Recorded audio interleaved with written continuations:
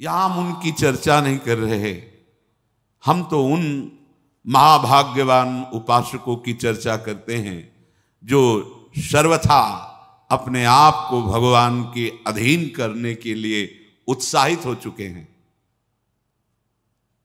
भाव क्या है? अभी वो निर्विकार नहीं हुए, लेकिन उत्साहित हो चुके हैं कि अब अपना जीवन मैं प्रभु के चरणों में समर्पित करूंगा। अब अपने जीवन का पूरा भार प्रभु के चरणों में, उसके हृदय में एक घबराहट पैदा हो जाती है कि बड़ी कृपा से मार्ग मिला है, कहीं छूट ना जाए। यद्यपि अभी वो निर्विकार नहीं हुआ है, पर एक कृपा पैदा हो गई। क्या? घबराहट और जलन। कहीं मेरे से ऐसी चूक ना हो जाए कि ये जो अवसर मिला है ये छूट जाए। ये कृपा होती। वो दंभी दुराचारी के घबराहट या जलन नहीं होती, क्योंकि उसका लक्ष्य ही नहीं है। वो तो केवल वेश मात्र धारण करके अपनी वासनाओं की पूर्ति कर रहा है। बिल्कुल ठीक वैसे ही उपासक में भी गलती हो सकती है, बहुत समझना है। पर उसने अपने जीवन का भार प्रभु के चरणों में दिया तो अब घबराहट पैदा हो गई, एक डर पैदा हो गया, एक जलन होने लगी। नहीं, अब कहीं ऐसी गलती न हो जाए कि मैं भगवान से विमुख हो जाऊं। बुरा स्वभाव है उसका। बहुत सुलझ के इस मार्ग की बातें सुननी चाहिए, नहीं तो निर्णय नहीं निकाल पाओगे। बिल्कुल वैसी स्थिति है जिसके पीछे निंदा की गई। दंभी दुराचारी की जो निंदा की गई, ठीक ऐसा स्वभाव है उसका, ऐसे ही आचरण रहे हैं, पर उसने ठान लिया है अपने जीवन को भगवान के चरणों में समर्पित करने का। तो अब उसके हृदय में घबराहट पैदा हो गई, भय पैदा हो गया, अब जलन पैदा हो गई, और वो अंदर ही अंदर अपने आप को जो भगवान के चरणों में समर्पित करना चाहता है, उसको ये मांग हो जाती, कोई एक ऐसा मिले जो हमारे पे शासन कर सके, हमारे दुष्ट मन को शासन में कर। कोई एक ऐसा मिले जो हाथ पकड़ ले और कह दे तुम निर्भय हो जाओ, हम देख लेंगे। अर्थात सच्चे सद्गुरु की खोज, सच्चे महापुरुष का आश्रय, उसका हृदय। घबराहट पैदा हुई, चिंता पैदा हुई, हृदय में जलन पैदा हुई। ये पापों के परिणाम का नहीं है, ये कृपा का है, क्योंकि यही उसको ऊपर उठा रही है। अब उसके हृदय में एक पीड़ा हुई, कोई ऐसा हमें सतमार्ग का महापुरुष मिले जिसके चरणों में सर रख के मैं निश्चिंत हो जाऊं, वो मेरे जीवन की बागडोर पकड़ ले और मैं निश्चिंत भाव से भगवान के चरणों में निर्भय होकर के चलूं। वो सबल का आश्रय लेने के लिए अंदर से व्याकुल हो जाता है। सबल भगवान है, दूसरा कोई नहीं है। भगवान ही भक्तों के रूप में, संतों के रूप में, गुरुदेव के रूप में आकर हाथ पकड़ लेते हैं। उसके हृदय में एक दृढ़ भावना हो जाती कि मैं ऐसे महापुरुष के चरणों में गिर पड़ूं, जाकर प्रणत हो जाऊं, कि जिसके वचन से हमें ये विश्वास हो जाए कि मुझ जैसे नीच का भी काम हो जाएगा, भगवान मिल जाएंगे, हम निर्विकार बन सकते हैं, हम संत मार्ग में चल सकते हैं। सच्ची बहुत बल होता है, संतों के वचन में बहुत बल होता है। प्रारंभ में जब ऐसे महापुरुष मिलते कि शाबाश, कोई बात नहीं, बिल्कुल डरना नहीं, बड़े तुम्हारे भाग्य हैं, भगवान हर समय तुम्हारे साथ हैं, तुम अपने कदम बढ़ाते जाना, कभी लड़खड़ाना नहीं। तो एक ऐसे जैसे कोई बहुत बड़ी शक्ति आ गई हो हृदय में, नवीन वैराग्य, नवीन उत्साह। संत समागम से प्रतिदिन देखा है एक नवीन वैराग्य, एक नवीन उत्साह भगवत प्राप्ति का। और जब कुसंग हो जाता है तो नवीन विकार ऐसे लगते, नए नए भोगों की लालसाएं और पतन। वो उपासक ऐसे जाग के पड़ रहता है मानो पंगु हो गया हो। ये विकार युक्त स्वभाव वाला कैसे भगवान को प्राप्त करता है? ये जब ऐसे महापुरुष का संग मिलता है तो मानो पड़ गया उनके चरणों में कि अब चाहे तुम चरणों से प्रहार करो और मुझे तिरस्कृत करके भगाओ, अब हमारी ठौर नहीं है, अब कोई और नहीं है हमारा।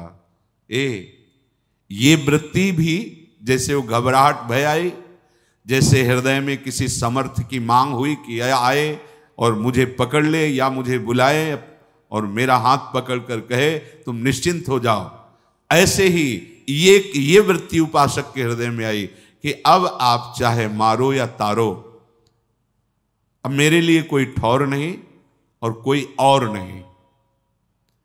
ये ध्यान रखना, जब तक कोई ठौर है, कोई और है, तब तक निर्विकारता नहीं आती है, तब तक निश्चिंतता नहीं आती है। एक अद्भुत आनंद। आप एक बार हृदय को तो समर्पित करके देखो गोरे चरणारविंद में, एक बार तो हृदय में लाओ, अब कोई ठौर नहीं, श्री राधा जुग चरण निवास, अब कोई और नहीं, मेरी महारानी श्री राधा रानी, यही सदगुरु हैं, यही हैं गुरु। श्री जी गुरु। हरि हरिवंश भेद नहीं होई, प्रभु ईश्वर जाने सब कोई, दोई कहे ना अनन्यता, दो कहने से अनन्यता नहीं बनती। जो प्रभु की कृपा से ऐसा संग मिल गया, अब उसके हृदय में प्रतिपल एक उमंग आने लगती है, मैं कैसा अधम नीच, मुझको कितना उत्तम सौभाग्य मिला। अरे मैं वृंदावन वास कर रहा हूं, मैं सत्संग सुन रहा हूं, भगवान नाम जप कर रहा हूं, साधु समागम, अहो हमारे ऊपर अपार कृपा। वो प्रतिपल ऐसे विचारों में खोने लगता है। भगवत कृपा पात्र का हृदय कैसा होता है, ये प्रारंभ से देखिए, बुरे आचरणों में था, बुरा स्वभाव था, ऐसे ऐसे, अब उसके हृदय में एक नई उमंग आने लगती है, कितनी हम पर कृपा है। जहां ये बात उसके हृदय में आई तो भगवत कृपा अपना काम करने लगी। मत चित्ता सर्वदुर्गाणि मत प्रसादात तरिष्यति। अब जितने उसके दुराचार स्वभाव में बैठे थे, एक एक का नाश कर रही भगवत कृपा। भगवत कृपा, यहां उसकी कोई साधना की बात नहीं हो रही, भगवत कृपा कर, विश्वास करो इस बात पे। वास्तविक पूज्यपाद शिवड़िया बाबा जी के वचन जो पढ़े तो उन्होंने कहा कि बहुत साधन बल का प्रयोग करके देखा पर निर्विकारता सिद्ध नहीं हुई, तब गुरुदेव के चरणों का हृदय से आश्रय हुआ, तो जो साधन बल में श्रम करके भी हम नहीं कर पाए वो गुरु कृपा से हो गया। इसलिए गुरु कृपा ही केवलम, गुरु कृपा का एक अपार बल होता है। पर ध्यान रखिए, श्री जी ही गुरु जी हैं, गुरु जी ही श्री जी हैं, कोई व्यक्ति गुरु नहीं होता, गुरु कभी व्यक्ति नहीं होता, ये हृदय में धारण कर लीजिए। क्योंकि जब तक भाव तुम्हारा नहीं बनेगा, अगर तुम सामने व्यक्ति मानोगे तो व्यक्ति का ही प्रभाव होगा, गुरु का प्रभाव नहीं होगा। अगर गुरु साक्षात परब्रह्म तो फिर व्यक्तित्व तो नहीं दिखेगा, केवल परब्रह्म दिखे, और परब्रह्म का सानिध्य पाने वाला परब्रह्म स्वरूप ही हो जाता है। ब्रह्मविद ब्रह्मवि भवति। बड़ी बड़ी कठिनाइयां, जहां बड़े बड़े घुटने टेक देते हैं, गिर जाते हैं, वहां वो कृपा पात्र हंसते हंसते पार हो जाता है, उसको कोई प्रयास नहीं करना पड़ता। ये पक्का पक्का कई बार जीवन में ऐसा दिखाई दिया है बाद में कि अरे वो तो फिसलन थी, अगर प्रभु वहां से ऐसे ना बचाते तो फिसल गया था। बाद में अनुभव हुआ कि अरे हम जिस मार्ग में जा रहे थे वहां तो काई थी, फिसलन थी, अरे भगवान कैसे कृपालु, कैसे मोड़ लिया। वो इतने कृपालु के उस समय अनुभव भी में क्लेश नहीं आने देते, वो बाद में अनुभव कराते कि वो क्लेश का मार्ग था जिधर तुम्हारे कदम मोड़ रहे थे। उपासक निहाल हो जाता है। प्रभु क्षण मात्र का विलंब नहीं करते। माया जब आक्रमण करती है तो क्षण मात्र का विलंब नहीं करते। भगवान समस्त संकल्पों की सिद्धावस्था है। साधक के हृदय में गलत संकल्प बना कि उनकी कृपा शक्ति आकर के घेर लेती है, कहीं उसका अमंगल नहीं होने देती। ये बिल्कुल अक्षरशः सत्य समझो। जो इस मार्ग में चल रहे हैं वो खुद अनुभव करें हृदय में। दुर्वासना के से प्रेरित होकर मन संकल्प कर बैठा, नहीं सावधान रह पाया, पर कृपा शक्ति तत्काल कवच की तरह घेर लिया। इसके कई रूप हैं। भरी बाजार में पिटवा भी देगी, तुम्हारा घोर अपमान करवा देगी, तुम्हें ऐसा करवा देगी कि आपको लगेगा संसार में मुंह दिखाने लायक नहीं। हाँ, अब चलो हरि का मुख देखो। संसार के मुख दिखाने के लिए तुम्हारा जन्म नहीं हुआ, तुम्हें हरि का मुख देखने के लिए जन्म हुआ है। कृपा के बहुत से स्वरूप हैं। अगर आप भगवत शरणागत हो रहे हैं, थोड़ी मनमानी शुरू कर दी है, तो ध्यान रखना कृपा का मृदु से मृदु भी विधान हो सकता है और कठोर से भी कठोर विधान हो सकता है, पर होगी वो कृपा ही। जो भगवत कृपा है वो कुसुम से भी कोमल विधान कर सकती है और वज्र से भी कठोर विधान कर सकती है। तैयार रहना। ये वज्र से कठोर विधान उसी के लिए होता है जो अहम से युक्त हो करके मनमानी आचरण के लिए कदम उठाता है। तो भगवत कृपा फिर कठोर विधान की रचना करती, क्योंकि अब तुम बच नहीं सकते। कृपा का विधान लागू हो चुका है, अब तुम देखो यही है, इसी को कृपा कहते हैं। अब तुम बच नहीं सकते, माया के फंद तुम्हें फंसा नहीं सकते। अब तुम्हें डूबना पड़ेगा प्रेम में, अब तुम्हें डूबना ही होगा भजन में, अब तुम्हें डूबना ही होगा भगवान के नाम रूप लीला गुण में, क्योंकि आप तुम शरणागत हो गए तो कृपा का अब विधान लागू हो गया। तो काहे को वज्र से कठोर विधान को आप स्वीकार करोगे? भोगना पड़ेगा। वो ऐसी कृपा है पक्का, ऐसी स्थिति पैदा कर देगी कि केवल एक मार्ग रहेगा, हरि शरणम। बहुत फिर जलोगे। इसलिए अभी बुद्धि है, होश में हो जाओ तो कुसुम से भी कोमल विधान करने वाली कृपा प्रभु तक पहुंचा देगी। और अगर आप मनमानी करेंगे तो छोड़ने वाली तो है नहीं, ये पक्का। इसीलिए सब निर्भय हो जाते हैं शरणागत कि ठीक है, अगर हमारे कदम भी विपरीत गए तो कृपा शक्ति है ना, वो संभाल लेगी। तो वो पुचकार के फिर नहीं संभालती, जैसे पुचकार के समझाया जा रहा है, तो वही कृपा शक्ति से ये सत्संग मिल रहा है, वही कृपा शक्ति कोई न कोई आ जाएगा पक्का। ये जीवन में देखा है, जहां कदम लड़खड़ाए किसी न किसी संत के रूप में वही बोला गया है जो अंदर कमजोर हो रहा है। जहां हम कमजोर हो रहे हैं, उपासक जहां कमजोर हो रहा है, वही उसको उपदेश दिया। कौन कौन बोल रहा है? वही कृपा शक्ति आकर के उसकी वाणी में बैठ करके मुझे समझा रही। नहीं समझ में आया, चलो आगे। अब वो अपना जो रूप रखेगी वो इतना भयंकर कठोर होगा कि आप सह नहीं पाएंगे और भाग नहीं पाएंगे।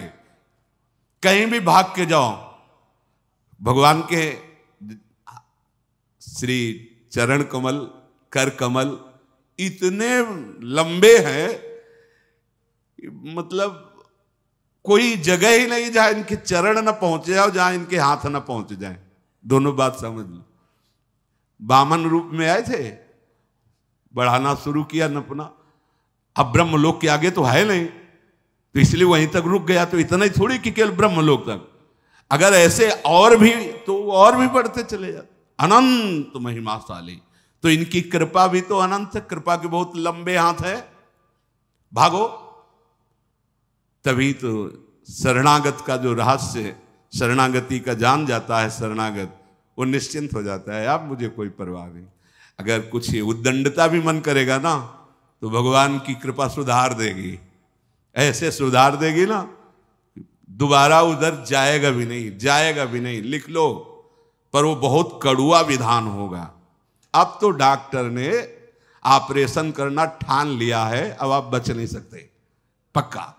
ऐसे ही जब इसका रहस्य समझ में आता है तभी मन नाच उठता है कि ऐसा कौन कृपालु है, ऐसा किसका स्वभाव है। हम सबके ऊपर कृपा शक्ति का कार्य प्रारंभ हो गया है। विश्वास रखना, कृपा शक्ति का कार्य प्रारंभ हो गया है। जैसे आप नाम ले रहे हैं तो हरिवंश कृपा, हरिवंश कहाँ है?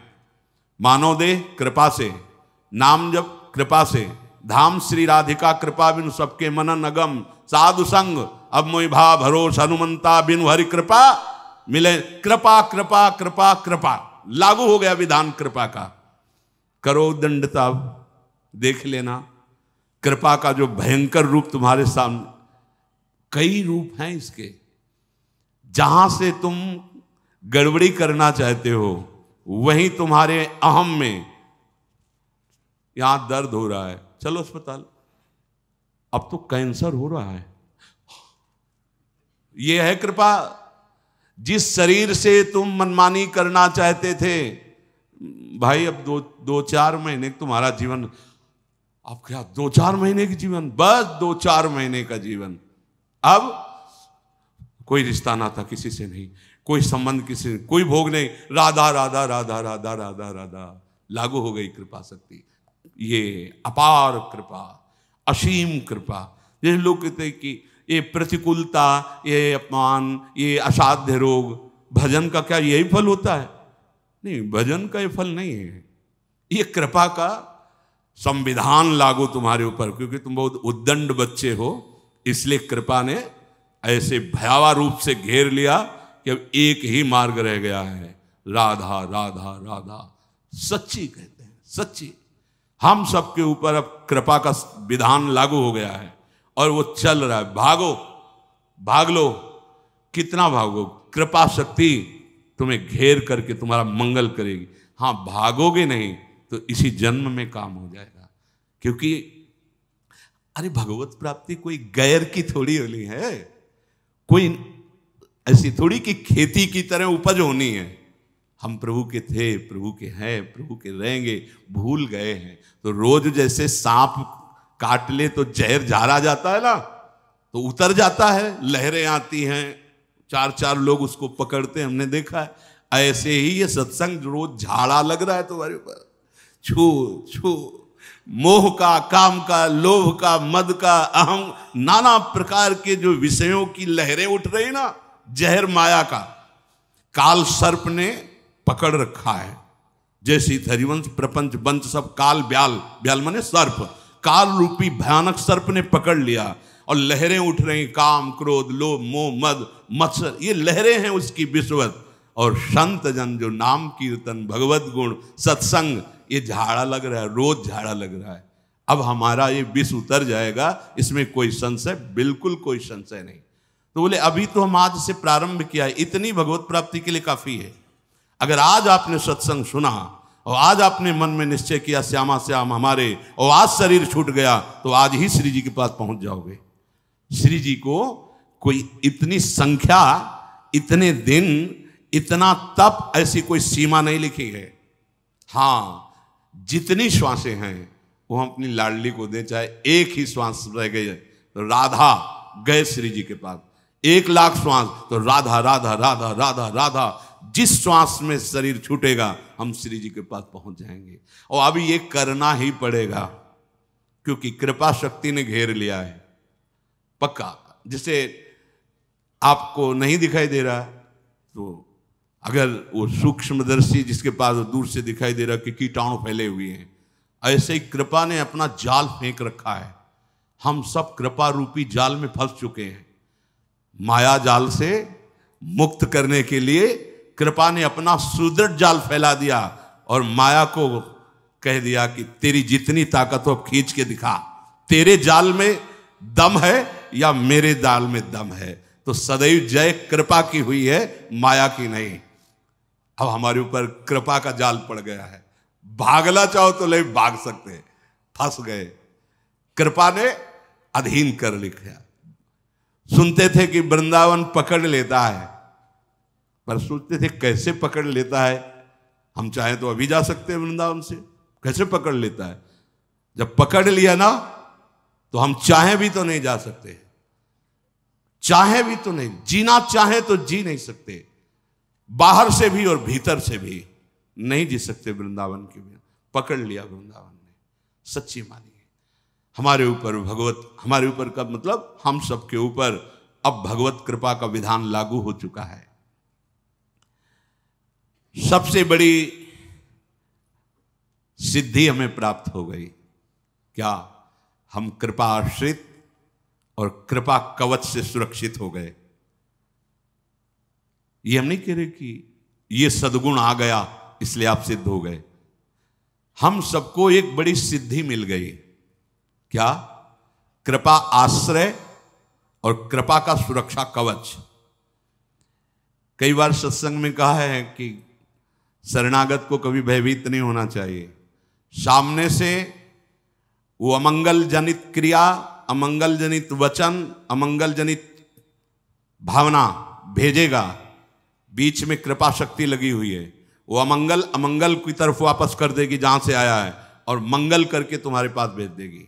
अब तुम्हें निश्चिंत रहना है, तुम्हारे और संपूर्ण विश्व ब्रह्मांड के बीच में कृपा कवच, कृपा शक्ति लगी हुई है। अब कहीं बाल बांका नहीं हो सकता, बस रहना आश्रित कृपा के।